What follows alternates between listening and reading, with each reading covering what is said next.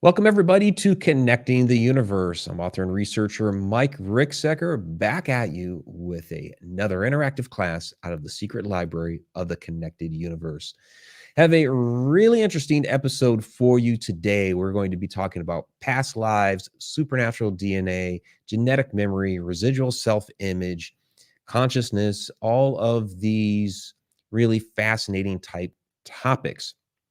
So the reason why we're going down this road today, I'll be quite honest, because we have talked about this subject before. It's just been a little while, been a hot minute there. But my friend Casey Colburn was there at ParasiteCon the other week, and done some work there with Brian Cano and his crew. And she was asking me some questions about this sort of thing, about uh, DNA, genetics, being able to tap into the supernatural, other realms, that sort of thing. Is like, hey, I have these classes that I've done before. Some of them are in podcast versions. Some of them are on the old, uh, Beyond the Shadows presentation. Here's some information, but I'm going to go ahead and do a whole new class. And here we are. So, but before we get into all of that, do want to let those that are listening to the audio version of this later, the podcast at Spotify, iHeartRadio, uh, iTunes, all of that stuff, please join us every Wednesday night, 8 o'clock p.m. Eastern Time, connecteduniverseportal.com. Those that are members of the Connected Universe portal get all the back end super secret stuff, right? A bunch of classes out there, a bunch of videos, behind the scenes, sneak peeks. We have monthly Q&A videos, which we have one coming out here very soon. This is the last day of May, and much more, exclusive articles and what have you. Members, you can get the app. They'll give you all the notifications when we go live, when things are posted, all of those wonderful things. And of course, we have coming up here June 10th, Historic Bell Mansion, Fort Wayne, Indiana, Connecting the Universe, the event. We'll be covering stargates, portals, ancient symbolism, the Egypt-Atlantis connection, triangle areas of the world, consciousness and time travel, and more. And then, of course, next April, we have the Stargates of Ancient Egypt tour. So you can find all that information on my website, mikericksecker.com. I see people are starting to filter in. That is fantastic. So let's go ahead and get into the class question for the evening, since we're covering supernatural DNA. If you could inherit one trait from an ancestor or past life, what would it be? So we had a few responses to this. Jen said, I would have loved a higher metabolism. I think many of us, as we get older, would appreciate a higher metabolism. Then we can continue to eat the foods that we like and not have as many repercussions. That is for sure. Tom McNicholas says, I would love to reach the 7th level of human consciousness. So we're going to be talking a little bit about consciousness this evening. Of course, my new book coming out, Travels Through Time, will be touching on this a bit as well. Sage Sleuth off the YouTube channel says acceptance of all things. I would say most things, because certain things I can't be accepting of, like mass murderers and things like that. So there's a bit of a limit as far as what you can accept. You can't have chaos and anarchy and things like that. So there's a certain level of acceptance, of course. So all right. So let's go ahead and get into what is this. We're talking supernatural DNA. If we're talking genetic memory, that sort of thing, we will dive into past lives here a little bit later. Usually when I talk about this, I almost always dive into the past lives first. But let's go ahead and get into the genetic memory first. So, all right. DNA, cellular memory transfer. All right. So this is a really, really fascinating topic. Cellular memory transfer is basically the idea of when you have an organ transplant, say you get a liver transplant, heart, different organs, that there are memories that are inherited from the donor. So, for example, William Sheridan.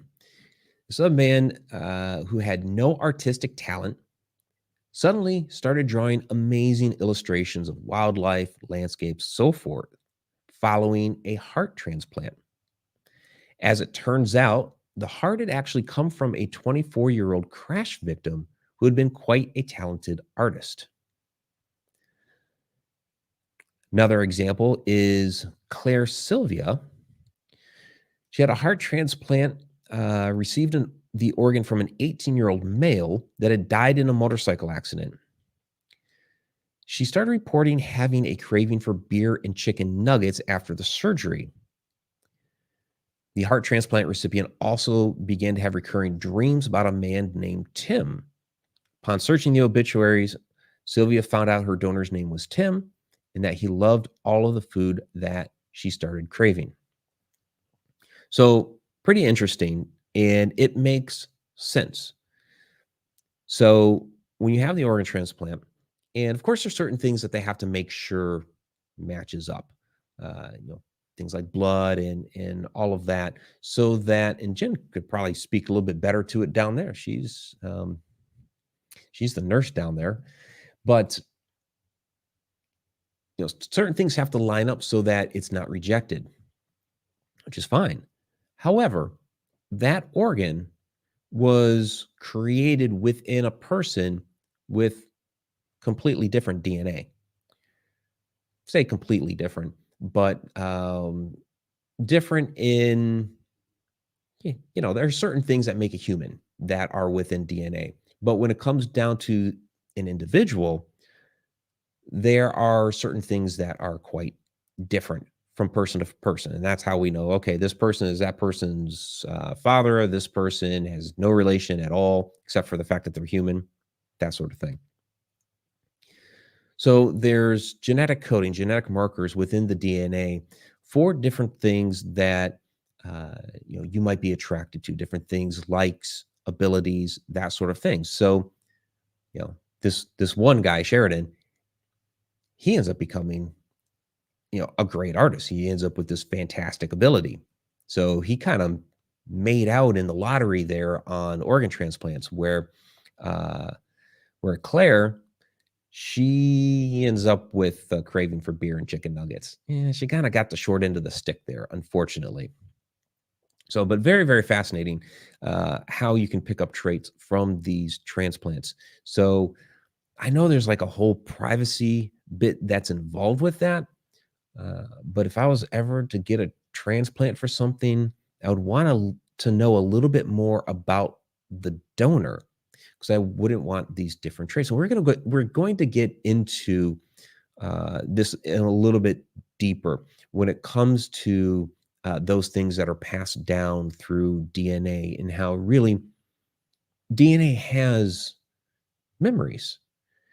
We tend to think of our brains as being the storehouse for our memories, but we're discovering more and more that it's the entire body. Yes, there's there is a great storehouse in the brain. There's a lot of course, electrical activity, but there have been a number of different tests that have been done that even as you take away parts of the brain, parts of the brain, parts of the brain, that memories stay intact.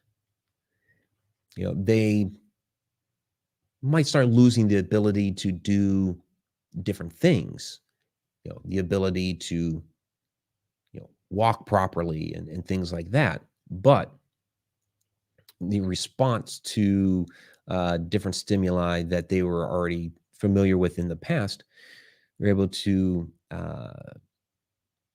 to generate a memory. So it's elsewhere within us. Even there's a lot of great work done by the Heart Math Institute in which they have shown a direct relationship between the brain and the heart. And there's I should have brought some of these slides up too. I wasn't even thinking about it. But there are neurites within the heart that basically also contain memories and functionality that is related, we normally relate to the brain. So the whole concept that we've talked about for generations and generations, like, thinking with your heart, or what does your heart tell you? That sort of thing. There is a lot of legitimacy behind that. Sure, there's a biological response to different stimuli that you feel in your chest, but actually thinking with your heart is a real thing. And apparently, with our DNA, there are memories that are encoded within that. And they've even, I forget the exact number, but basically what they've come up with is that you could use your body as a storehouse of data. Like, you can take DNA and encode information into it. So you could store all the knowledge of the universe within the DNA of your body. Of course, they are trying to do these different things in the lab. So imagine at some point you're injected into your DNA some sort of knowledge or data. Developing, it's the idea almost of developing superhumans through that. And one more story. I see some comments coming in down there in the chat. We'll get to those in just a second here. One other story, because this one is heartbreaking but amazing at the same time. It's an 8-year-old girl who received the heart of a murdered 10-year-old girl. She began having recurring vivid nightmares about the murder. Her mother arranged a consultation with a psychiatrist who, after several sessions, concluded that she was witnessing actual physical incidents. They decided to call the police, who used the detailed descriptions of the murder, like the time, the weapon, the place, the clothes he wore, what the little girl he killed had said to him, all these different details. And they were actually able to track him down, find him, put the evidence together, and actually convicted him based on this heart transplant into another girl. And she had the memories, or I should say, she had the memories from the heart that ended up filtering through her body. Basically, messages from the DNA that was put inside of her, giving messages to the new body. Really fascinating stuff. All right, so we have some comments down in here. Yeah, back to the class question of what traits you would like. Zeke says, having better than 20/20 vision and superior hearing like my hunting ancestors possess. Yeah, that would be amazing. I could not imagine being alive back during that time where you needed really your full faculties to hunt, survive, and all that. With my vision, I wear contacts, but I have like 2,500 vision. Absolutely terrible. I'd be like, is that a bear or a pineapple? It'd be nuts. So that's a good one. Yeah, Sarah, we only use a small portion of the DNA strands. The quote unquote junk DNA that they talk about, I don't believe is junk at all. I believe there's really, really important information there. We just call it junk DNA now because we don't understand exactly what it is. But I think that quote unquote junk DNA is actually very, very important. And let's see. So Tracy Lynn says, do you know of the experiments where they took skin from 2 Marines and put a patch of skin from the other on them and sent one to sea and one to shore? It was said of, this is in pieces, said of the man on the land tapped Morse code on that skin. The man at the sea boat could feel the taps and decipher the message. Also did it with dogs. So that's interesting because that's almost like entanglement. So yeah, with quantum entanglement, basically, what's happening with the one object immediately, there's no lag time, there's no actual like communication, like a message sent. It just automatically happens to the other because they're entangled together. So it almost sounds something like that, which is really fascinating, and they're trying to, accomplish that sort of thing, of course, in the lab with quantum computing and so forth. It would, because where it would help would be with space travel. The big problem that we have in getting from point A to point B in the universe, and it's a part of my book, Travels Through Time is coming out, is time. Is time. Uh, you know, the amount of time it would take us for a human to get there using our current propulsion systems, basically Newtonian physics, takes too long. To get, we can get to the moon, we can get to Mars. There are definitely some repercussions, especially like Mars, because bone density, musculature, those sorts of things start to break down, and they're always having to stay active, stay active, stay active to try to prevent that. Those are a lot of tests that they ran up in the space station. But to get even further out, you have a lot of those type of problems, of course, even more so. But then, of course, the human lifespan. It's taken the Voyager missions. I mean, they're just on the outside of the solar system right now, but it's taken almost 50 years now to make that happen. So that's a human life right there. And what kind of supplies would you need, um, within that time frame to stay alive? So one of the things that would really help in all of this is entanglement. If we could send something out there, we have, of course, the delays in communication, signal from way out there, the amount of time it takes to get back here is slower. But if they were entangled and happened instantaneously, then you wouldn't have that lag time.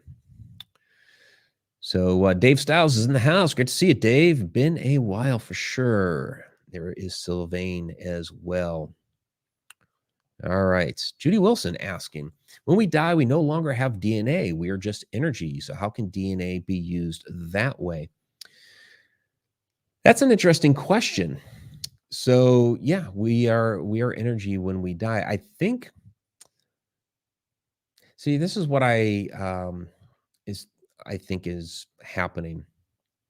So the DNA is what is communicating with the beyond. If you believe that your consciousness is being projected here, is not technically residing in the body, but is being projected from the world beyond to here, then it's your body that is the receptor for that. A lot of people will say the brain, the pineal gland, that sort of thing. But we're discovering more and more that all of this is encoded throughout the entire body. Hence, when somebody picks up on or gets a new organ, that they start having traits of that person. Well, what if that part is still communicating back? It's encoded to receive those signals, and it's interpreting that into the person themselves. And yes, DNA samples can still be taken from a dead body. We're looking at, and I'll just do this now. The woolly mammoth. So is Victoria in the house? Victoria always likes me talking about the woolly mammoth. The idea of bringing these back. So this is I covered this in Alaska's Mysterious Triangle. It was just new when I was writing that book, finishing off that book. It was September 2021, where scientists had secured funding for research in resurrecting long extinct woolly mammoth. So they have woolly mammoth DNA. What's fascinating about woolly mammoths, as opposed to like our dinosaurs, I mean, there's a big, time gap there. We kind of, I think a lot of times in our minds, we put the woolly mammoths around the time of the dinosaurs, just because they're an extinct animal that, we haven't seen walking the earth for, tens of thousands of years. So we kind of compartmentalize in our head that it's ancient, they're not around anymore. But there were millions of years between the woolly mammoths and the dinosaurs. Dinosaurs went extinct 65 million years ago. There are actually remains of these things still alive with meat on them. There's a rumor that in the 50s, I forget the name of the club, but they were rumored to have served woolly mammoth meat for dinner this one night. There's another individual in Alaska, an explorer, and there's an ice pack that was melting. There was a mammoth in there, and he says he let his dog eat the mammoth meat. So we have mammoth DNA that we can extract. Problem is, it's it's deprecated. So while the DNA is there, it's broken. Um, we don't. It's not a complete strand because it's degraded that much, which makes you wonder about Jurassic Park. Yes, we can get a little bit of dinosaur DNA, but would have been enough to make Jurassic Park happen if we're talking woolly mammoths that went extinct about 15,000 years ago. There are some that believe there may be a handful that are still out there in the wilderness of Alaska somewhere. Topic for another time. Um, but that's a big difference between 15,000 and 65 million, you know. So how much would they have available to them? But in any case, they are trying to resurrect the woolly mammoth. And because the DNA is degraded enough, what they've decided to try to do is mix it with elephant DNA. And so opponents to this, are saying, well, what are you really going to have? You're not going to have a true mammoth. You're going to have an elephant that has extra fat deposits on certain parts of the body and hair. So it's going to be like some crossbreed hybrid version of a woolly mammoth. And they're also concerned that, and this is where the debate comes into play. There are those that say that, well, when the mammoths existed, they did different things up in the icy plains to help the climate. Okay, but the climate changed, and the mammoths died out because of that change. Now we're talking change, 15,000 years ago. Basically, when the ice age started to change, when things started to melt. Mammoths couldn't handle that, and so they died off. But you have people that are saying, well, with the mammoths back and they do their thing again, then maybe that will help it to cool off a bit. Well, I don't know, because they kind of died off to begin with. And that's kind of where the opponents are saying, well, we really don't know what made them die off, but something in the environment way back then, not now, not with the pollution and everything that we had today, like way back then where things were generally pretty clean, there was enough of a situation to make them die off. So we're just like reintroducing that whole thing to them. We're just creating these things to automatically set up for doom. So it's a really, really strange and fascinating debate between the ultimate fate of these things. Are there some that may be still out in the wilderness? And my question that I've thrown out there is, okay, you take this hybridized mammoth, throw them out there. Let's say they actually find some real woolly mammoths that are still out and about, and they mate. What does that make? you know, really kind of bizarre stuff. But it all comes down to what's within the DNA and what they can try to manipulate. I mean, they're already doing things with DNA manipulation of animals where I'm going to find this really strange, but they have done some things to give spider DNA to goats. Okay, why are they giving spider DNA to goats? For silk. So they have managed to produce silk within the milk of goats so that they can harvest the silk and they don't have to wait around for the silkworms. Talking spiders. Well, yeah, even spiders. Basically, to get that, because it's very strong tensile strength stuff. They want to harvest that from the goats because they could more mass produce that material than whether it's silkworms or spiders or what have you. We're already doing that sort of thing. So what other crazy creations are we going to come up with, right? All right. So yeah, there you go. Tracy, spider silk milk. Yep. And same thing with GMOs. Yeah. Yeah, what Monsanto's doing there. Now, I knew somebody that had worked in who had worked for Monsanto in Illinois. And what they put on the seeds is really it's a chemical. The idea is to enhance the seeds so that they can grow more densely together, the different plants, so that you can have a much larger crop that you are harvesting. However, the stuff that they're spraying on there, if you touch it with your hand, you get a chemical burn.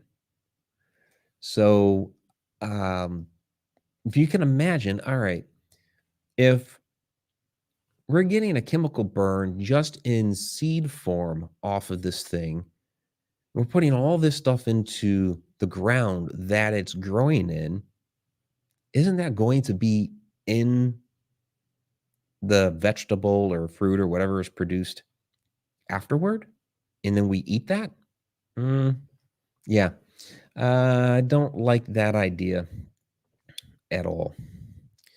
So, all right, let's move on a little bit from that. I did the woolly mammoth sidebar a little bit early, which was fine because that's always a fun one to talk about. So we're talking, okay, DNA, passing it down, injecting it into other animals, manipulating it, that sort of thing.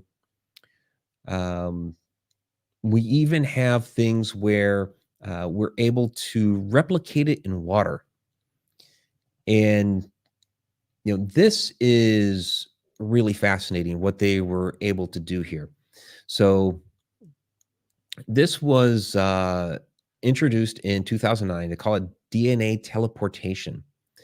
And we can already replicate DNA. Uh, they call it a polymerase chain reaction. It's already widely used to make millions to billions of copies of DNA. If you have, of course, full DNA sample, and it allows scientists to take a very small sample of that DNA and amplify it. So this um, this experiment, the way it worked was you basically have. I'm going to run through this whole thing. I did talk about this last time when we did this last year. So you have a known water sample with 2 millimeters of 104 bases DNA from an HIV infected patient. It's diluted by 10 into water and agitated for 15 seconds. After filtration, to remove the DNA, the dilution and agitation steps are repeated 10 times, reaching high dilution levels. The highly diluted sample emits electromagnetic signals of low frequencies. Now, here's where it gets pretty wild. These electromagnetic signals are recorded by a microphone coil and saved as a 6-second wave file.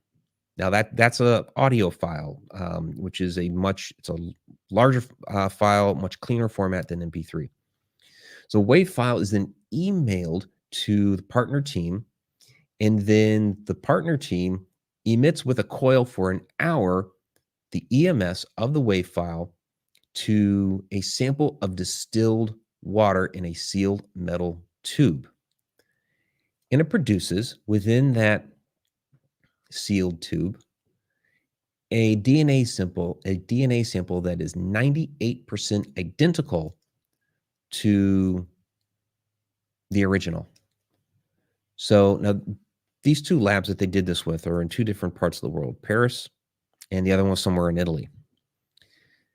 You're recording DNA as an electromagnetic signal to a computer file, and you're emailing it.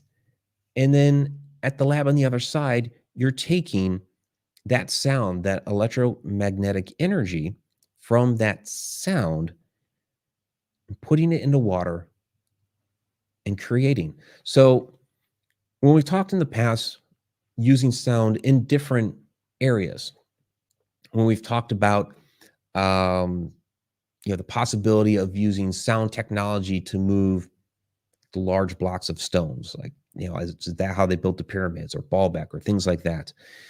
We talk about using sound technology at stone circles. When we were at Drombeg Stone Circle in Ireland, you stand right in the middle of that, and the idea that they are using sound energy is absolutely obvious, because you hear the resonance off the stones. It is really fascinating. It's almost like you're in a bubble right there in the middle of that. And this is a stone circle that's thousands of years old. Some of the stones are missing, and the ones that are there are really weathered down. So it's like, okay, imagine this in its heyday. So we know that the ancients were using sound technology for a lot of different things. We've been able in the lab to kind of replicate using sound to make things float and levitate small objects. We haven't figured out the big stuff yet. Um, you look at like somatics and what they're able to do with vibration to make different designs and the different wave patterns and things like that. So it's no surprise here that they're able to do the same thing with DNA. And this is like not even using a computer to code it. It's just recording the sound, emailing it. The only place where the computer's really used is like creating the sound file and emailing it. And then you're using the electromagnetic coil to play the sound. And the sound creates the DNA. So the whole idea of, the music of the spheres, right? String theory, the idea that, these different strings throughout the universe as they vibrate, create the universe around us. Even, you can go back to, it's fiction, but Tolkien in his work in creating Middle Earth, the way Middle Earth was created in his fiction, we're talking 100 years ago, when he started writing those stories, was sound and music. So there's absolutely something to sound being used to create. And we're seeing that in the lab with DNA, with water, 2 different places on the planet. It's fascinating. And yes, frequency is everything. It all comes down to resonance, frequency, vibration, the entire universe. Everything's vibrating, everything. And we look at the objects around us, and it all looks solid. But really, when you get down to the molecular level, all those little atoms in there are vibrating. And there's the idea, the theory, if you can figure out, like with a wall, how to vibrate at the exact same resonance as the wall, like get your body on that level, then you could walk through it. I kind of don't want to try that or test it, because if I suddenly get out of sync while I'm in the middle of the wall, that could have some nasty repercussions. Those that watched Harry Potter maybe get splinched like Ron did. Yeah. And yes, Sarah, many cultures have their own forms of mysticism about sound and music. Absolutely. Absolutely. And yeah, Jen, hard pass on the GMO. I do try to eat as little of that as possible. Unfortunately, it kind of sneaks into a lot of our foods. Even if you buy completely organic, there's still so much other stuff that you can't buy organic. You're getting it anyway. Yeah, Judy, Edward Lee Scanlon, Coral Castle. Yeah, he was said to have used some sort of vibration or frequency to be able to move those blocks. He claims that he discovered the secrets of the ancients to be able to move those blocks. We don't know exactly how he did it, because he would do things secretly at night. Some people passing by reported him using these cone-shaped objects. And he had the tripod with the black box at the top. So he was doing something. And his papers, well, we didn't get all of his papers, but the papers that did survive, that were made public, did talk about magnetism, frequency, vibration, those sorts of things. So, all right, got about 15 minutes left. Do want to get into a little bit about reincarnation and passing down of DNA genetically. So in a couple different respects. One, inheriting traits from our ancestors, right? We're going to have some of those different things embedded into our DNA. So the question has come up before, can we have our grandparents' memories? So is there something that happened in their life that when we go to a place, it can spark a memory that even though we were never there, they may have been, and we're getting a glimpse of that. And this is certainly possible. There's an interesting experiment with glowworms. I have shared this before. And how many generations was this? I think it was like 14 generations. So basically, they tested an environmental change using these glowworms that they basically used a heat and cooling type of experiment to get these things to glow or to not glow. And the change that incurred lasted 14 generations. So the idea is that 14 generations out, this glowworm who is so far removed from the actual incident that created the response is still having the response, even though they were never there for it. It was their grandfathers, great great grandfathers, great great grandfathers, way down the line. But they still have the response embedded into them. That's where some of the traits that we carry on today are still embedded into us from ancient times. We still have some of those things within us. So, and we kind of look at, okay, there are some hunter gatherer instincts still in there, some survival instincts, those sorts of things. But can we get a little bit more specific?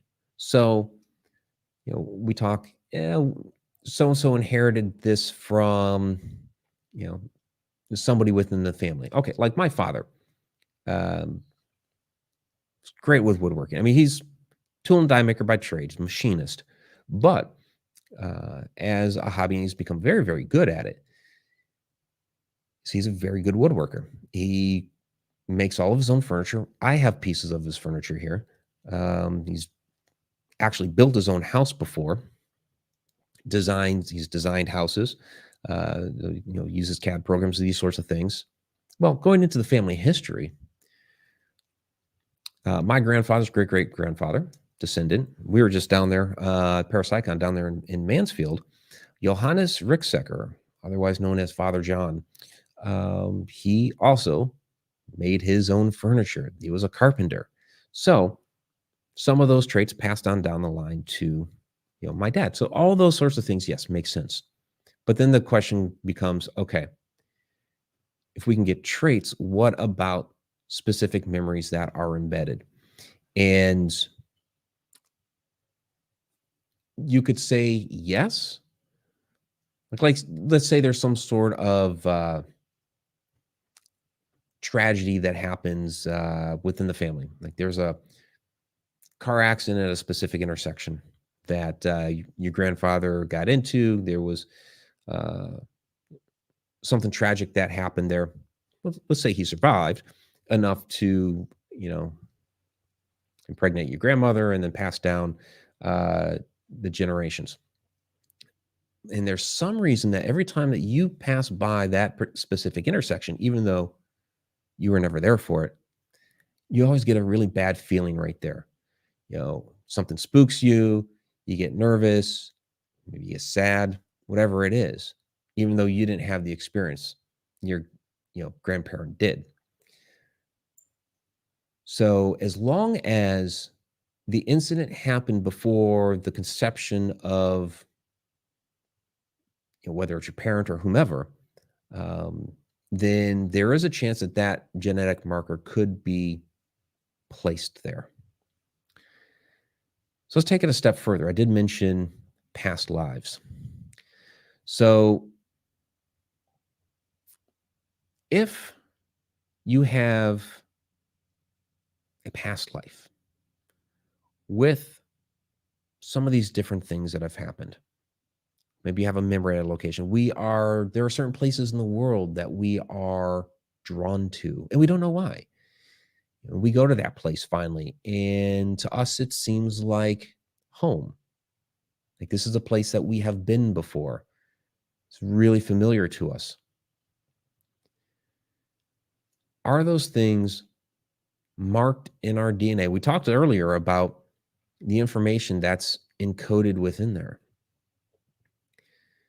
Is that as our consciousness is coming into it, into our body, is our consciousness encoding those cells with that information that your consciousness has lived? How many past lives? We don't know. Could be dozens, could be hundreds, could be thousands, right? And that consciousness has had experiences over all of those. Now, we're supposed to be cut off from those, yes, but there are times that, the really wild ones are the children that, have memories of things that they could never have known about. You hear these stories of, there's this kid that remembers this family and actually where this house is, and describes people perfectly. It's wild, and there's no way they could have possibly known this type of information. The same thing happens with adults, but we use kids as the example because adults, if they're trying to fool somebody or whatever, or trying to make up a story, sure, they are savvy enough to go do some research and say, oh yeah, I know this person and that person and where this happened. Yeah. But like a 4-year-old, no. So we know that these things happen, but usually for most people, they get turned off. We don't know really what that mechanism is, but there are things kind of in the background that are familiar to us, these little markers that are still there with us, that are encoded within our signal that programs our bodies and programs our DNA with our consciousness. These things that have stuck with us throughout all time. And that's why we seem drawn to different places, different locations. We may have. Okay, let me throw this out there. We talked last time a little bit about that hypnosis session that I had a couple years ago. And last week when we talked about it, it was in regards to the shadow experience that I had. That's something that we explored. But the beginning of this session was actually a past life regression. So we went to a life that I had, and within this life, I was a scribe for some sort of religious order that was being persecuted. I mean, we were basically in defiance of the established church, and I was the person that would, you know, write the testimonies, write the meeting minutes, whatever it was. I couldn't necessarily see what it was that I was writing, but it's a congregation. There's somebody else that's speaking, and I'm at one of those like writing desks. I'm writing things down, ink and quill onto a scroll. Well, wouldn't you know, this life I'm a writer, right? Um, yeah. So these type of traits tend to follow us through our different lives. Now, we might be different professions and what have you over the different lives, but there are certain things that we tend to become drawn back to again and again. You know, I've had the visions of the past death before. Many of you are familiar with that. And with this, I was in the military, jungle. Think, Vietnam. It makes sense. I was born in 74. So for me to die in Vietnam, spend some time in the home world, and then come back down here makes complete sense. I was in the Air Force for 6 years in this life. So, some sort of draw back to, the military in that respect. So these things keep coming back throughout our different lives, and we're learning new things as we go along through each life. Getting down toward the to the wire here. And so yeah, recycled souls, believing in old souls. Yeah, certainly. Recycled souls, well, yeah, in the sense that, reincarnation, that's kind of the idea. We're coming, you know, cycle again and again and again. And we talk about, like, soul families.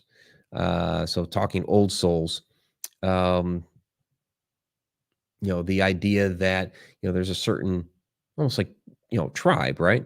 That you're with, that, as you are reincarnated, many of the same people are still in your life. Now, they may be a woman this time instead of a man, or vice versa.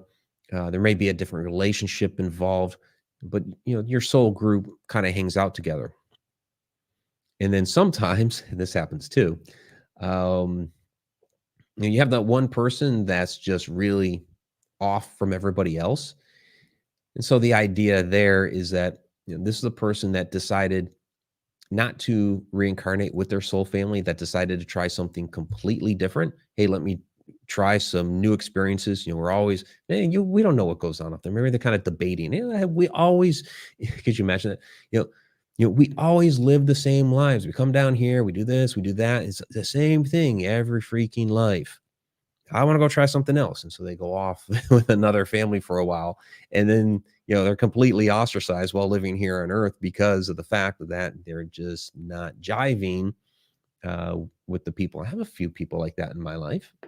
A couple that it's like, you don't mesh with. So that's one theory as to what that is and why that happens. Judy says, the first time I went to Gettysburg, Pennsylvania when I was a kid, I felt like I was finally at home. Yeah, and that's what happens is, you go to a certain location and you're just like, I've been here. I don't know how, I don't know why. Feels like home. Just the whole vibe just really resonates with you. Certain places around the world, like we just went to, Ireland. It's like, oh, Ireland is a place. That was a place I'd been wanting to get to for a while. End up there, I was like, I love it. I love it here. Paris, surprisingly, both Jen and I really liked, and it was a place I'd always wanted to go to visit. I was like, yeah, I want to do some things here. Kind of see the stuff, and check the box. Did there, or been there, did that. But then it was like, wow, really enjoying this. Of course, Egypt. I think a lot of people get called back to Egypt because that's like not the first civilization, but one of the first. And it was big. It was massive. It was very, very important. So I think a lot of people tend to get called back to there as well. And then, yeah, Buddhists believe in reincarnation, move on to nirvana when you reach a certain point. Yeah, and that's the thing is, like, how many times do we have to, be recycled through here before we reach that point? That we don't know. Each person, has different lessons to learn, and for some of us, it takes a lot of times, and for others, maybe not so much. We really aren't sure of the number. Let's see. Tracy says, why create a soul to be used for just a limited 100 years, give or take? Seems likely to reuse them until they have experienced everything there is to experience. Yeah, the human life these days is certainly shorter in span. You look at some of the old texts, And I'm not just talking the Bible. You even look at like the Sumerian texts and these kings that lived for thousands of years. Um, you know, a lot of these traditions from ancient times talk of these longer lifespans, and they were shortened down. So, was there something done to us that the powers that be said, "Now you guys are lingering on too long. You have some lessons to learn. Let's shorten this up a bit. Maybe this shorter lifespan, you can get a lot more lessons. And maybe that's the idea. Shorter lessons, and then we'll come and do a review. Every 70 to 100 years, and we'll do that review. Send you back to get the next lesson. Problem with that, when we look at what humans do, is over time, the way history works, humanity tends to repeat the same mistakes over and over and over again. And why is that? Because the people that had learned those mistakes, they try to tell the younger crowd, hey, we don't want to do that because this, that, and the other thing happened. They die off. And the younger crowd, either not wanting to listen or being like, oh, yeah, that happened to you guys, not going to happen to us, or hey, we're smarter than that, da da da. They forget, the generations die off, and then all of a sudden, they're going to make the same mistakes again. It's usually about 3 generations.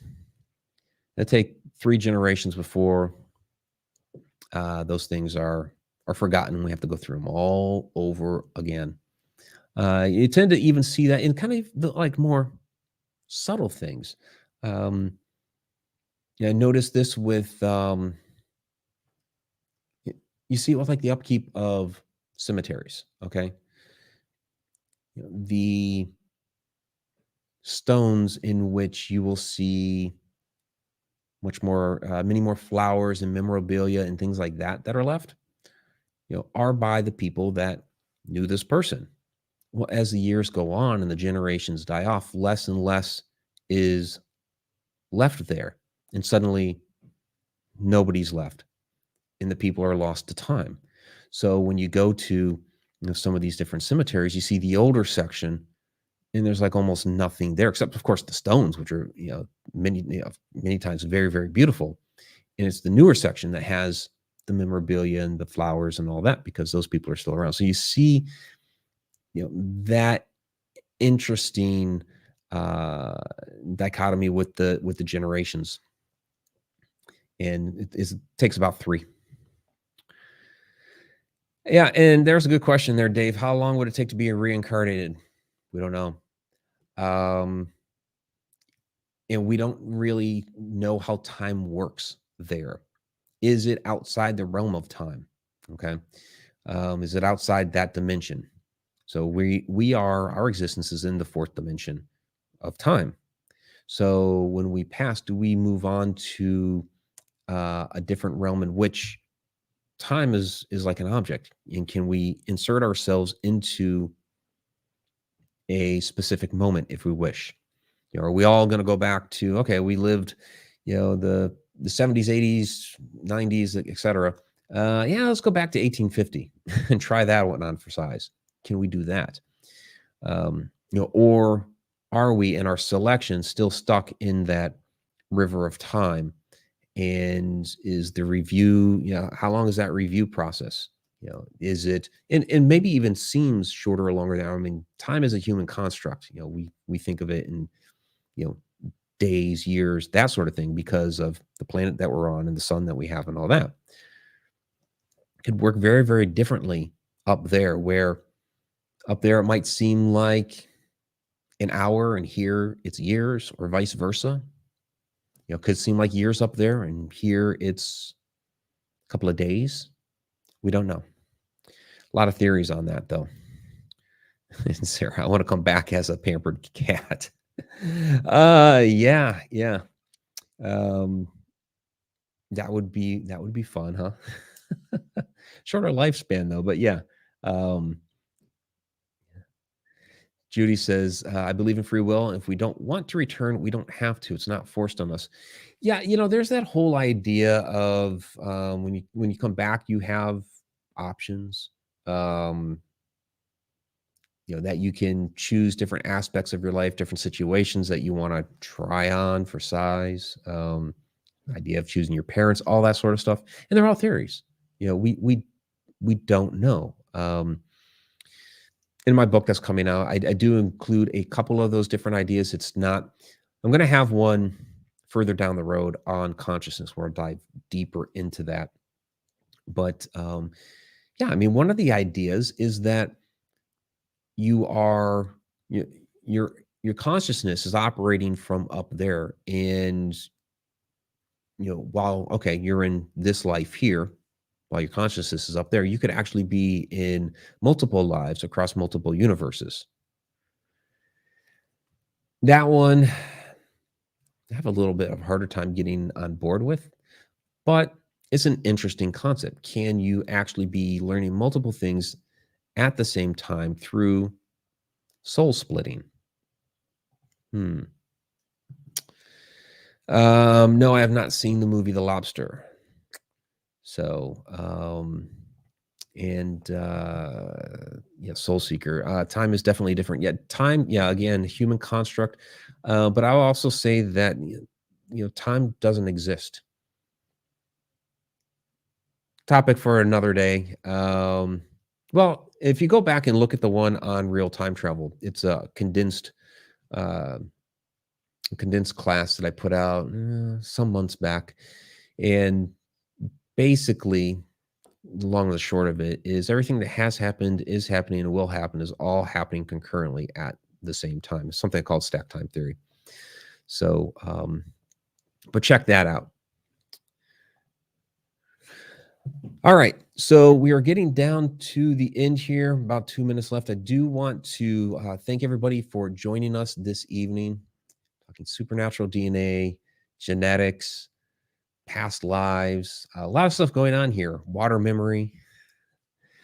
Really, really interesting topic. So, those that are listening to the podcast version later, again, come join us out here every Wednesday night, connecteduniverseportal.com.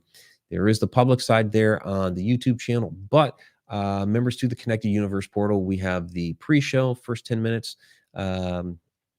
before this begins, and then afterward, we'll go about another 15, and that's at connecteduniverseportal.com. All right, everybody. Appreciate it. Till next time, time really exists.